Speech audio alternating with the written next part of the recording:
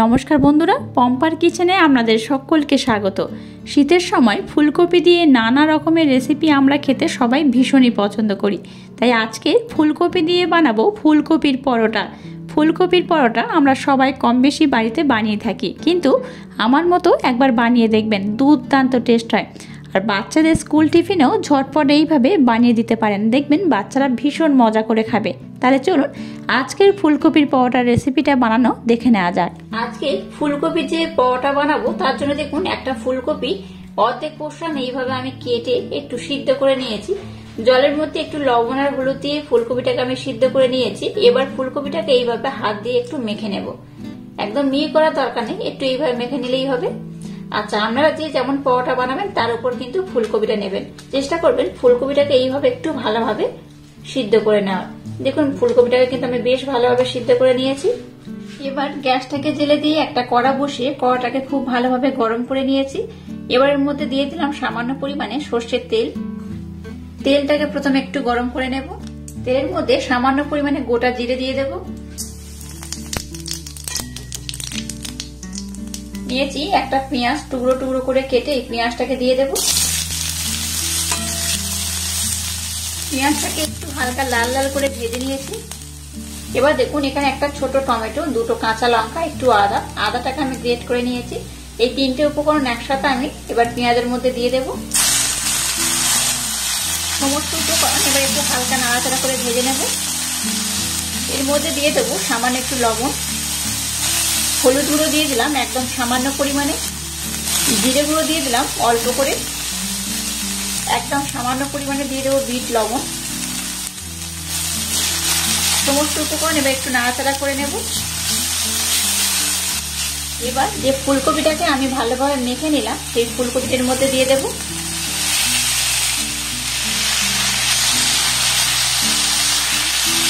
ফুলকপি দিয়ে আবারও সমস্ত উপকরণ খুব ভালোভাবে নাড়াচাড়া করে নেব। একটা ছোট আলু এইভাবে একটু আমি মেখে নিয়েছিলাম, সেই আলুটাকে এর মধ্যে দিয়ে দিলাম।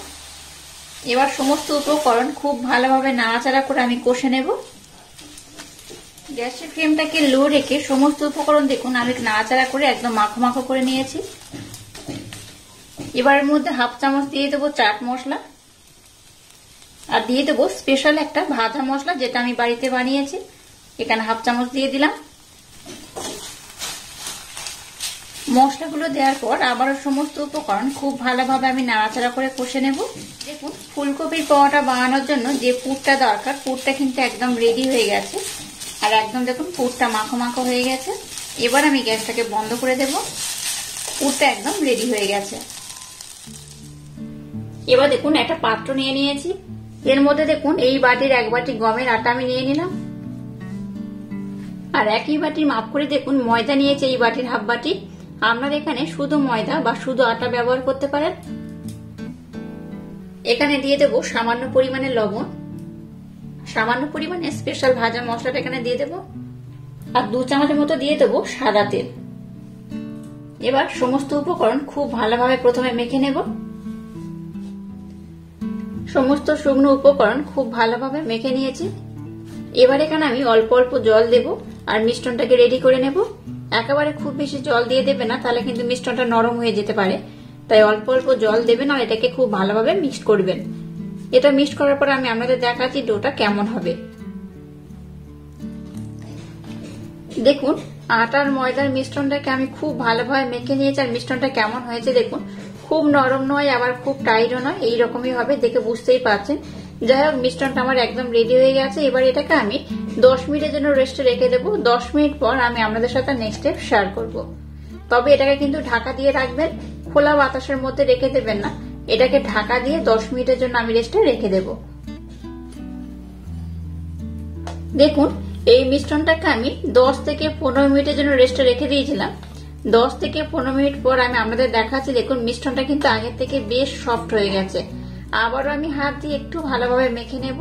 এবার এটা দিয়ে আমি 3টে ডো বানিয়ে নেব। ফুলকপির যে পরোটা বানাবো তার জন্য কিন্তু ডো গুলো একটু বড় করতে হবে। তার জন্য দেখুন আমি এইরকম ডো করে মোট 3টে করে নিয়েছি। ডো গুলো যদি এইরকম একটু বড় না করেন তাহলে কিন্তু পুরগুলো দিলে এই পরোটাগুলো খুব একটা ভালো হবে না, বা বেলার সময় কিন্তু পুরগুলো বাইরে বার হয়ে আসবে, তাই একটু বড় করে কিন্তু এগুলো করতে হবে। এবার একটা বেলেন চাকে আমি নিয়ে নিয়েছি, একটা ডো নিয়ে দিলাম। ডোটাকে এইভাবে প্রথমে একটু এরকম করে গর্ত করে নিতে হবে। এবার যে পুরটাকে বানিয়েছিলাম সেই পুরটার মধ্যে আমি দিয়ে দেব। পুরটা একদম ভরে ভরে দিয়ে দিলাম।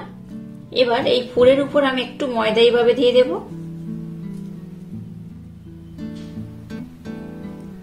এবার এটাকে এইভাবে আমি মুড়ে নেব। দেখুন পুরটা কিন্তু আমি একদম ভরে ভরে দিয়ে দিয়েছি। পুরটা ভরে এবার এটাকে এইভাবে আমি মুখটা বন্ধ করে দেব। এই দেখুন কত সুন্দর হয়েছে। দেখুন এইভাবে কিন্তু প্রথমে তিনটা আমি খুব ভালোভাবে বানিয়ে নেব। এবার একটু ময়দা আমি এইভাবে নিয়ে নেব,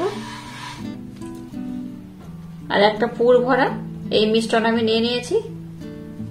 প্রথমে কিন্তু এটাকে বেলতে যাবে না, এইভাবে একটু হাতের মাধ্যমে হালকা করে প্রেসার দিয়ে দিয়ে এইভাবে কিন্তু একটু বড় করে নিলে এটা বেলতে খুব সুবিধা হবে, আর পুরগুলো কিন্তু বার হয়ে আসবে না। এবার এটাকে আমি বেলে নেব। একদম সাবধানে বেলবেন, ধীরে ধীরে একদম আস্তে আস্তে বেলতে হবে, নতবা কিন্তু পুরটা একদম বার হয়ে যেতে পারে। তাই একদম সাবধানতা অবলম্বন করে ধীরে ধীরে এইভাবে এটাকে আমি বেলে নেব। আর খুব বড় করে বেলবেন না, যেহেতু ভিতরে পুর রয়েছে, একদম হালকা করে এটাকে বেলতে হবে। দেখুন এটাকে আমি কত সুন্দর করে বেলে নিয়েছি, দেখতেই পাচ্ছেন পুরগুলো কিন্তু একদম বার হয়নি। এইভাবে সবগুলোকে প্রথমে খুব ভালোভাবে বেলে নেব। আর এর মোটাটা কতটা হয়েছে দেখুন, এই দেখুন খুব মোটা নয় আবার খুব পাতলা নয়, তুলনামূলক কিন্তু একটু মোটা করে এটাকে বেলতে হবে। যাই হোক এইভাবে প্রথমে আমি সবগুলোকে বেলে নেব। সবগুলোকে দেখুন কত সুন্দর করে আমি বেলে নিয়েছি। এবার গ্যাসটাকে জেলে দিয়ে একটা তাওয়া বসিয়ে তাওয়াটাকে একটু ভালোভাবে গরম করে নিয়েছি।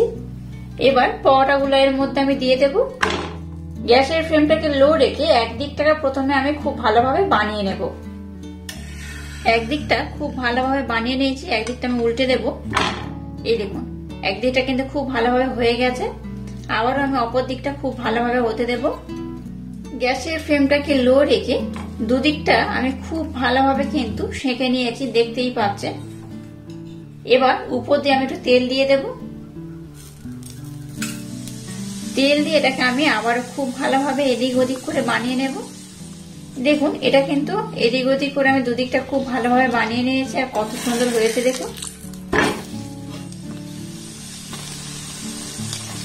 এই দেখুন কেমন ফুলে যাচ্ছে, দেখুন দেখতেই পাচ্ছেন কতটা ফুলে গেছে। এইভাবে কিন্তু ফুলে যাবে। তো যাই হোক এটা উল্টে পাল্টে আমি খুব ভালোভাবে বানিয়ে নিয়েছি। এটা কিন্তু খুব ভালোভাবে ভাজা হয়ে গেছে। এবার এটাকে আমি উঠিয়ে নেব। একইভাবে আর একটা আমি দিয়ে দেব। দেখুন পরোটা কতটা ফুলে গেছে, দেখতেই পাচ্ছেন। এই দেখুন বেশ অনেকটাই কিন্তু ফুলে গেছে, দেখাচ্ছি দেখুন। এই দেখুন এবার উপর দিয়ে আমি তেল দিয়ে দেব। দেখতেই পাচ্ছেন পরোটা কতটা ফুলে গেছে। এই দেখুন, এই দেখুন অসম্ভব ভাবে ফুলে গেছে, যেমন লুচি ফোলে সেইভাবে ফুলে গেছে। প্রথমটা কিন্তু এতটাও ফোলেনি, কিন্তু এটা দেখুন কতটা ফুলে গেছে, একদম বলের মতো ফুলে গেছে, দেখতেই পাচ্ছেন। তেলটা দেওয়ার পর এইভাবে এটাকেও আমি উল্টে পাল্টে খুব সুন্দর করে কিন্তু বানিয়ে নেব।